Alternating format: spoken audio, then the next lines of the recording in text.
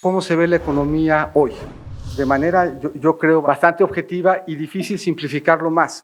Pero brincan varias historias interesantes. Uno, sector exportador creciendo 8.9 en términos reales año con año los primeros 4 años. De un país que ya era de los principales exportadores del mundo. Pues aquí hay una historia interesante.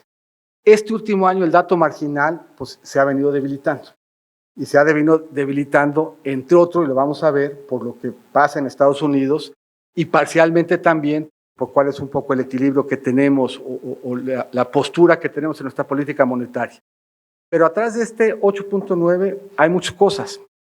Primero y de manera muy importante, pues hay 25 años de levantarse todos los días en México después de que se firmó el tratado y sobre todo después de que se abrió la OMC a la participación de China, en ver cómo podíamos ser más competitivos. Atrás de estos datos, pues hay 25 años de trabajo en que México pues ha venido ganando competitividad contra prácticamente el país que se le ponga enfrente. Es un buen resultado sistémico, importante y estructural. Además de eso, hay yo creo una historia que es bien importante resaltar. Entre marzo del 2020 y junio del 2020, Estados Unidos estaba reabriendo su economía porque estaba en la parte baja ya de la curva de la pandemia. México estaba apenas creciendo. Si se acuerdan ustedes, traíamos un rezago como de 3 meses respecto a Estados Unidos. La pregunta en el mundo era si México iba a poder o no sincronizar su apertura con los Estados Unidos. Lo hizo. Y si me empujan, el término de la relocalización del nearshoring nace de esa resiliencia que acredita México y que pone sobre la mesa pues, la ventaja de que estemos cerca.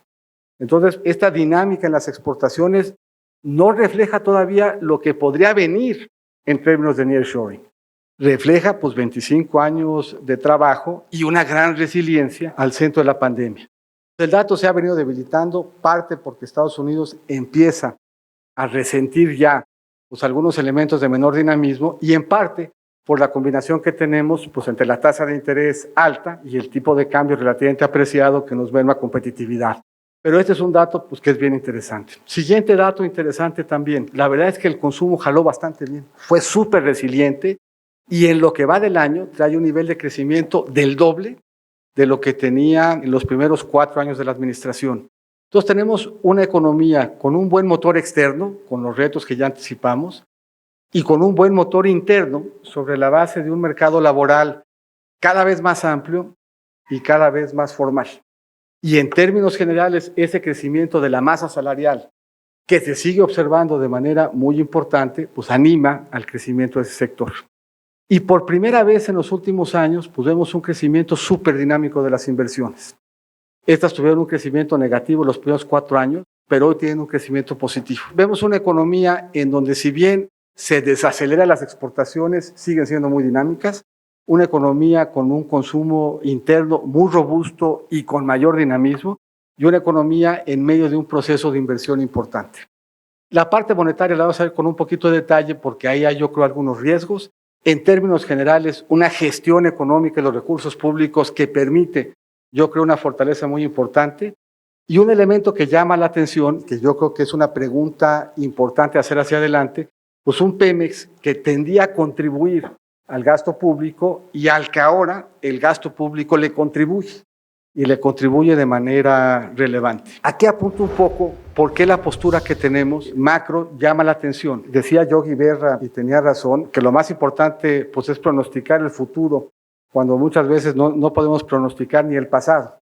Pero esta gráfica ayuda, yo creo, a poner en perspectiva que el tipo de cambio real en México tiende a ser estable. Cuando se sale de esa banda, pues tiende a regresar pronto. Si el peso se nos deprecia mucho, pues las exportaciones, el turismo tienden a volverse muy dinámico, mejora las finanzas públicas y el precio se nos aprecia de vuelta. Cuando el precio se nos aprecia mucho, tiende a alentar el dinamismo de las exportaciones y del turismo, tiende en consecuencia a tener un impacto en finanzas públicas y tiende a regresar. Aquí la pregunta es, ¿de qué tamaño es este imbalance? Y la respuesta es, yo creo, y primero no creo además que sea a corto plazo, es relativamente pequeño. Este punto de aquí sería un tipo de cambio en más o menos 19.40, porque este tipo de cambio en 17 nos están comprando dólares que hoy, con cargo a la inflación que ha habido en Estados Unidos, compra mucho menos de lo que compraba hace 4 años. Entonces, si bien el tipo de cambio se siente apreciado, lo es respecto de una moneda que tiene menos poder adquisitivo que antes, de todas maneras apreciado desde el punto de vista histórico, pero la distancia entre el tipo de cambio de hoy y este tipo de cambio, pues es más o menos, este tipo de cambio son 19 pesos. O sea, no estamos hablando de un ajuste a 25, estamos hablando de un ajuste, pues de todas maneras razonable y que seguramente tomará tiempo y reflejará por lo que esté pasando en el resto de la economía y del mundo, en un contexto en donde además es flexible, en donde las finanzas públicas están sanas. Yo creo que estamos pues, en una dinámica de todas formas bastante benigna y que no anticipa un ajuste relevante, pero si nos regresamos a la lámina de atrás, pues se entiende con este tipo de cambio que las exportaciones pierdan dinamismo.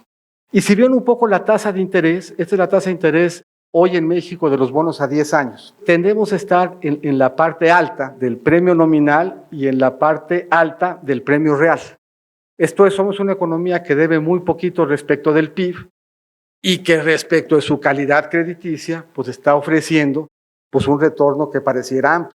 Estamos en compañía de países que tienen una calidad crediticia mucho menor que la nuestra, por lo que hace que la inversión en el peso mexicano pues sea una inversión pues bien atractiva. Probablemente en consecuencia en el margen, pues la tasa de interés está un poco por arriba de donde uno se hubiese imaginado y el tipo de cambio un poco por abajo, pero vuelvo a insistir, dado el contexto de finanzas públicas sólido, sano, bien ponderado por el mercado, con muy buen acceso de México al crédito, pues no se anticipa una corrección relevante, pero sí nos ayuda a entender en términos de dónde se está viendo dinamismo y de dónde no. Este es un tema que yo creo que es interesante. En términos generales, lo que uno esperaría es que la tasa de interés de largo plazo esté por abajo de la tasa de interés de corto plazo. Esto es por la tasa de interés, si nos esperamos para consumir y para invertir, pues esperamos un premio mayor en el largo plazo que el que tenemos en el corto. Cuando la tasa de interés de largo plazo está por abajo de la de corto plazo, eso lo que nos dice es que el mercado piensa que en el futuro el crecimiento va a ser menor que el que estamos viendo ahorita. Entonces, cuando la tasa se invierte, pues eso tiende a ser un pronóstico de que la economía americana en los siguientes meses se va a desacelerar. Casi siempre que se ha invertido la curva, 15 de las 16 veces, Estados Unidos ha entrado en una recesión. A veces corta, a veces larga, a veces profunda, a veces no tanta. El debate es si el aterrizaje va a ser suave o va a ser duro. Pero en general, pues el mercado sí esperaría que hubiera alguna desaceleración. Y eso eventualmente pues, tendrá algún impacto sobre lo nuestro, pero hoy el consenso de mercado tiende a ser que el aterrizaje tenderá a ser suave, y esa es una buena noticia, pero en términos generales es previsible que el dinamismo en Estados Unidos sea menor en el siguiente par de años que el que hemos visto en los últimos 2. IPADE.